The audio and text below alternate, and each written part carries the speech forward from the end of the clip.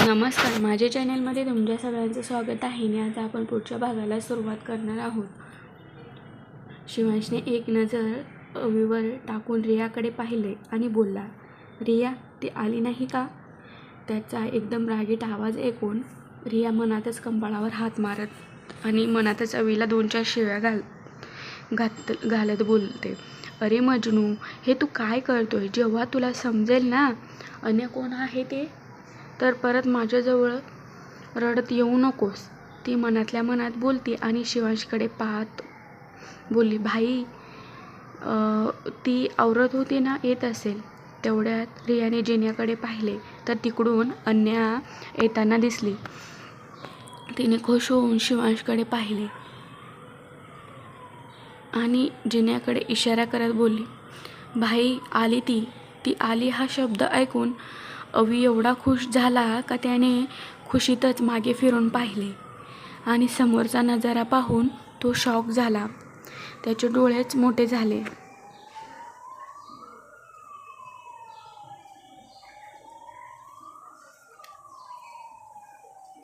कारण अन्या तिने मस्त अशी ब्ल्यू कलरची नेटची साडी घातली होती, गळ्यात मंगळसूत्र आणि भांगेत सिंदूर, कपाळावर एक छोटी टिकली, लाईट लिपस्टिक, केसांचा आज तिने वेणी घातली होती आणि तिने वेणी पुढे घेतलेली होती. एकदम मनमोहक दिसत होती. तिला असं येताना पाहिले तर अवीचे होशच उडाले. तो तर डोळे चोळत मान इकडे तिकडे झटकत एकटक तिलाच पाहत होता. म्हणजे त्याला वाटत होतं का मी स्वप्न तर पाहत नाही ना? त्याचा असा रिॲक्शन पाहून रिया त्याच्या कानाजवळ जात बोलली, यार रवी, हे खरं आहे. तू एवढा हायपर होऊ नकोस. तू रिॲलिटीमध्ये ये. ती दुसऱ्या कोणाची प्रॉपर्टी आहे. हे शब्द त्याच्या कानावर पडले आणि त्याला समजले का रिया काल जे काही बोलली होती ते खरेच बोलली होती. पण त्याच्या मनात 1000 प्रश्न होते. का तिचं लग्न झालंय, पण कोणाशी झालं आणि का झालं? एवढ्या कमी वयात का झालं? आणि कशाला? त्याला आता सगळा विचार करून चक्करच यायला लागले होते. तेवढ्या शिवांचा आवाज कानावर पडला आणि सगळे पण त्याच्याकडे पाहायला लागले. अवी जसे शॉक होता तसेच बाकीचे पण सगळे शॉक होते. अनिका, ईश्वरी, शंतनू, संकेत सगळे शॉक होते. त्यांना सगळ्यांना खूप प्रश्न विचारायचे होते, पण आता ती वेळ नव्हती. आता तर त्यांना कोणाच्या तरी प्रश्नाचे उत्तर द्यायचे होते. शिवांशने जेव्हा अवीला अन्याला एकटक बघताना पाहिले तर माहीत नाही का पण त्याला जेलियस फिलिंग झाल्यासारखे वाटले आणि त्याने करारी आवाज दिला. तसं सगळेच मागे वळून त्याच्याकडे पाहत होते. तोपर्यंत अन्या पण येऊन रियाच्या बाजूला थांबली. तिला एवढ्या जखमा झाल्या होत्या का तरीसुद्धा अन्या खूप सुंदर दिसत होती. साडीमध्ये तर आणखीनच छान दिसायची. शिवांशने तिच्याकडे पाहिले आणि मनातच बोलला,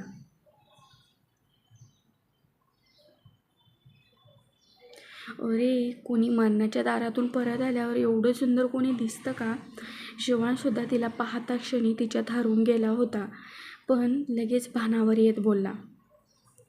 आता त्याची नजर त्या सगळ्यांवर खेळली होती. सगळे पण खाली मान घालून त्याच्यासमोर उभे होते. अन्या तर त्याला समोर पाहूनच तिला घाम फुटायला लागला होता.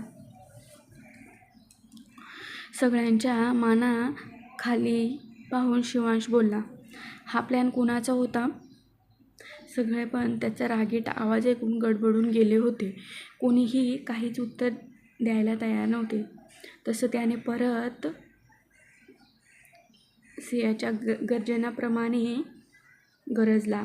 परत आवाज देत बोलला, हा प्लॅन कुणाचा होता? जंगलात जाऊन कॅम्पिंग करायचा? तरी कोणीच काही उत्तर दिले नाही म्हणून जोरात ओरडला, तुम्हाला सांगितलेलं ऐकायला येत नाही का? वरती माना करा तुमच्या. मी काहीतरी प्रश्न केलाय.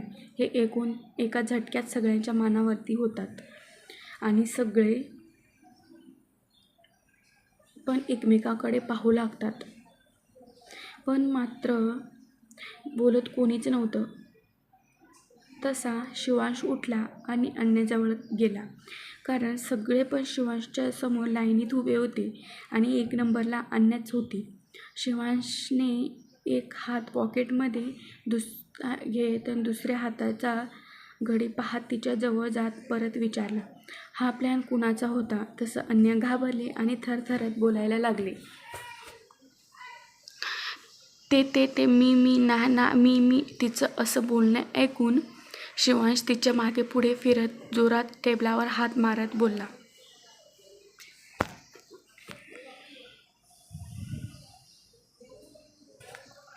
तुला बोलता येत नाही का? तसं त्याचा अशी रिॲक्शन पाहून त्यांच्या सगळ्यांचा पॅन्टा चोहल्या व्हायच्या बाकी होत्या. अन्याने तर घाबरून डोळेच बंद केले आणि बोलायला सुरुवात केली. ते आईला रियाताईने सांगितलं होतं. मी जाणार नव्हती, पण आई बोलली, मग मी होकार दिला आणि मी रियाताईसोबत गेली होती. एकाच दमात जेवढं होतं तेवढं ती बोलून मोकळी झाली.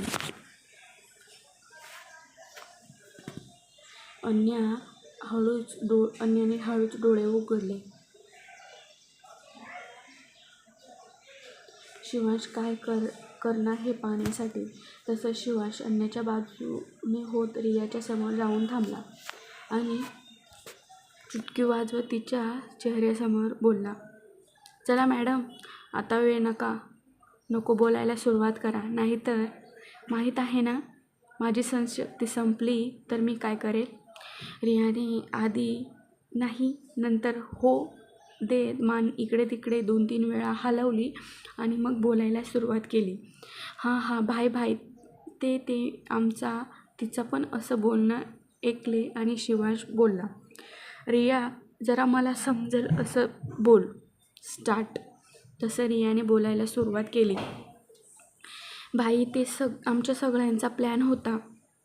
हां का कुठंतरी पिकनिकला जायचं म्हणून, पण मग कुठं जायचं ते समजत नव्हतं, म्हणून आम्ही प्लॅन केला का आपण जंगलात कॅम्पिंगसाठी जाऊ. सगळ्यांचं मत होतं, फक्त वहिनीला काही माहीत नव्हतं. रिया अन्याकडे इशारा करत बोलली,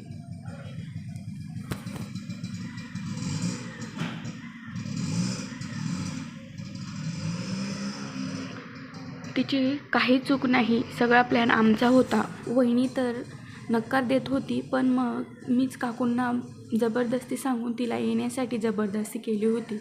रिया पटापट बोलून गेली. कॅम्पिंग हा शब्द ऐकून शिवांशने बारीक डोळे करून पाहत तिला विचारले, कॅम्पिंग? ते पण पावसाळ्यात? तो पुढे बाकीच्यांकडे जात त्यांचे चेहरे पाहत बोलला, तुम्हाला अक्कल आहेत का? एवढ्या भर पावसाळ्यात कोणी कॅम्पिंग करतं का?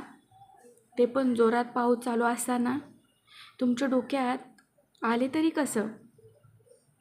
तसं त्याचं बोलणे ऐकून सगळे पण शिवांशकडे पाहत बोलतात, सॉरी सर, चुकून झाली, परत नाही होणार असं सगळं.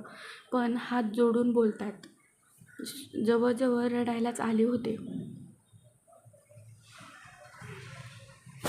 शिवांश पण परत मागे आला आणि रियाजवळ जात बोलला, आणि रिया, तू परमिशन कोणाची घेतली होतीस जाण्याच्या आधी?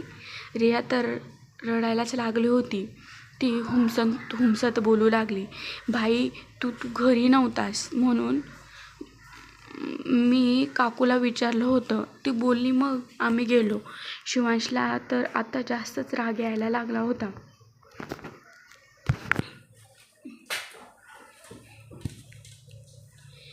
कारण रिया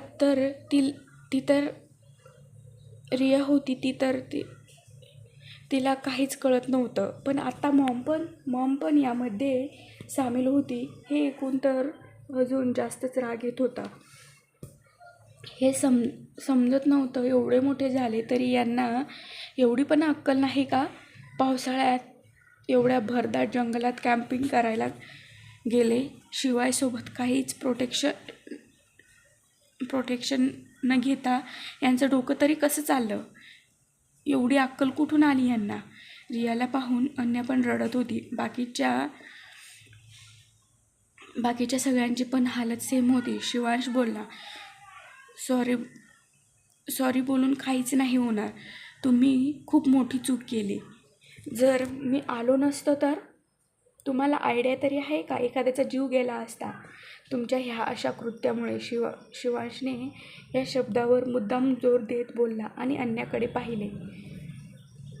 अन्याला पण हा शब्द ऐकला आणि तिला पण वाटले, जर खरंच आज शिवांश वेळेवर पोहोचला नसता तर काय झाले असते? ती पण मनातच विचार करू लागली, मला तर त्याची त्याने खाऊनच टाकले असते. हा विचार येताच ती अजून जोरजोरात रडायला लागते. तिला असं रडताना पाहून शिवांशने तिच्याकडे बारीक डोळे करून पाहिले आणि विचार करतोय, हिला तर मी काहीच बोललो नाही आणि ही काय एवढ्या मोठ्याने रडते? तेवढ्यात त्यांचा सगळ्यांचा गोंधळ ऐकून तिथे गुणवंत, गिरिजा, शरयू, अद्वैत येतात.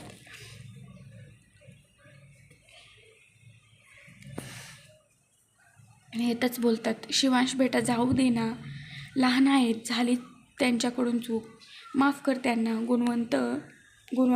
गुणवंतरावांचं बोलणं आवाज कानी पडताच सगळे पण तिकडे वळून पाहतात. रिया आणि अन्या तर सरळ गिरिजाला जाऊन बिलगतात आणि मोठ्याने रडायला लागतात. गिरिजा त्यांना शांत करत बोलते, रडू नका, काही नाही होणार, असं नका रडू तुम्ही. शिवांश जेव्हा गुणवंतरावांचं बोलणं ऐकून बोलतोय, पण डॅड, तुम्हाला समजतंय ना, जर मी वेळेवर गेलो नसतं तर आज किती मोठं संकट आला असता, किती मोठा हादसा झाला असता.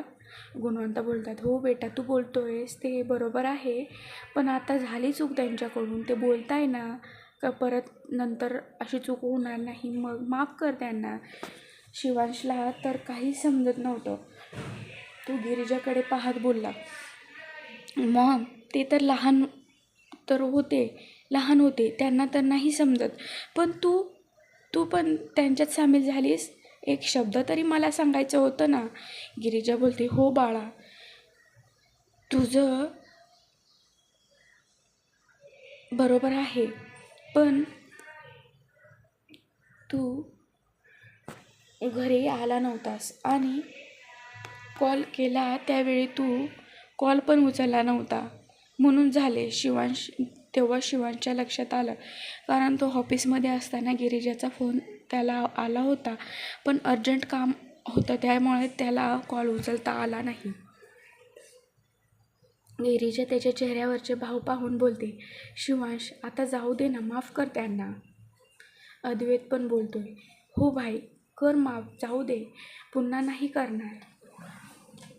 सगळ्यांचं बोलणं ऐकून तो पुढे बोलतोय, ठीक आहे, पण त्यांना अक्कल लागली पाहिजे ना.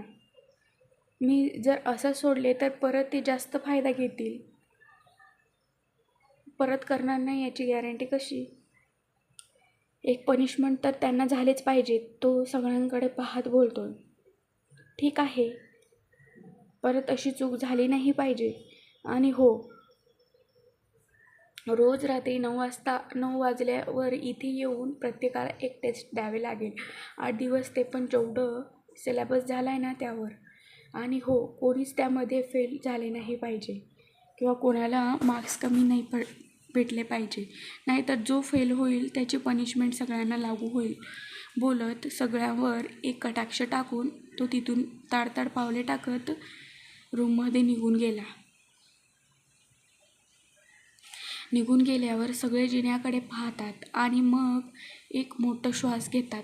गिरिजा त्या दोघींचा चेहऱ्यावर करत बोलते, चला आता, गुडगर्लसारखं चेहरा धुवून या आणि मस्त गोड स्माईल करा. ती स्माईल करतच बोलते, शेर आता निघून गेलाय. गिरिजा त्यांना बोलत एक स्माईल देते. तसं दोघीही वर चेहऱ्या करून पाहतात तर खरंच तो तिथून निघून गेला होता. रिया अवीकडे जात बोलते, बरं झाले वाचलो, नाहीतर आज आपला किमा पावच बनवला असता बाईने. आज काकूमुळे वाचलो. पण मात्र अवीच्या चेहऱ्यावर ना आनंद दिसत होता ना काही. त्याचा असं पडलेला चेहरा पाहून रिया बोलते, यार अवी, तुला खुशी नाही झाली का? आनंद नाही झाला का तुला? एवढा चेहरा का पाडून बसलायस? पुढे अवी हळूच तिच्या हाताला पकडत थोडं बाजूला घेऊन जात बोलतोय, रिया, हे काय चाललंय? मला ना काही समजत नाही. अवी हातवारे करत अन्याकडे इशारा करत बोलतोय. रिया काय समजायचं ते समजून गेली होते, म्हणून ती त्याच्या हाताला पकडते आणि गार्डनमध्ये घेऊन जाते. तोपर्यंत अन्य बाकीच्यासाठी म्हणजे रियाचे फ्रेंड्स त्यांना नाश्ता वगैरे देते आणि त्यांच्यासोबत गिरिजा पण बोलत असतात. गुणवंत आणि अद्वैत कामानिमित्ताने थोडे बाहेर गेले होते. जरा कॉलेजबद्दल विचारत होत्या गिरिजा. इकडे जेव्हा ते दोघेही गार्डनमध्ये येतात, अवी रियाच्या हातातून हात सोडवत बोलतोय, स्टॉप रिया, आता बोल, खरं काय ते बोल.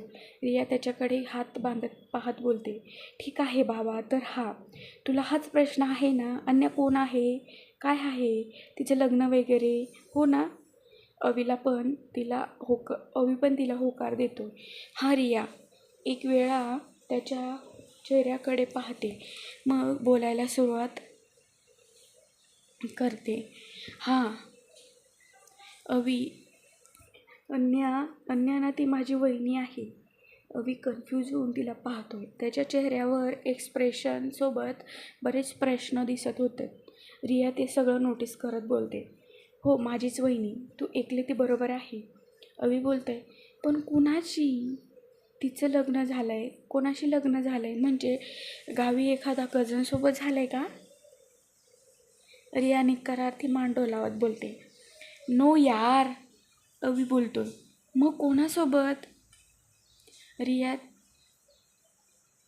तिच्या कॉलर ओढवत बोलते, one and only my big bro mister Shivansh Sarnobat यांच्या पत्नी आहेत त्या, मिसेस अन्या शिवांश सरनोबत. हे ऐकून अवीच्या पायाखालची जमीनच सरकते. त्याला विश्वासच बसत नव्हता, कारण त्याला माहीत होतं का शिवांश अशा सिंपल मुलीशी लग्न करणार नाही.